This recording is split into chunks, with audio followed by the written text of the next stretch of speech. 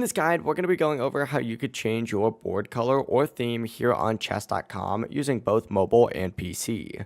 Before we get into this guide, make sure to like the video and subscribe to the channel with all notifications on. It really does help with the channel. It lets us know that you want more content like this. We'd greatly appreciate it. And if at any point throughout this guide you did have any questions, just ask them down in the comment section below and we can help you out further. I'm going to be doing my best to reply to every single comment down there, but essentially begin by opening up either the chess.com app if you're on mobile, or the chess.com website if you are on PC, and just stay on the homepage. And in the bottom left corner, you're going to see a little settings gear right here. Go ahead and select that and then hit all settings. This is going to redirect you to a page that looks like this. Once you're inside, click the board and pieces tab up at the very top, and you're going to see a few different boards that you can go ahead and customize to your liking. For example, I'll go ahead and select this new board right here since it's just Boz Blue. You could change your board right here. Whenever you're done though, go ahead and hit save. If you want to change your pieces, select this option and you'll be able to do that in here as well. Just make sure that you hit save. You can also change your background and of course all these presets as well. If you go back to this board section, you're going to see there's even more sections like board coordinates, highlight moves.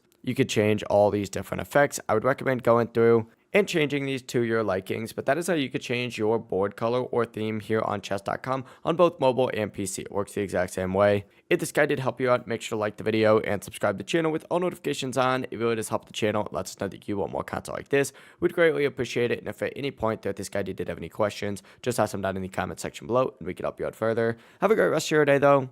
Peace.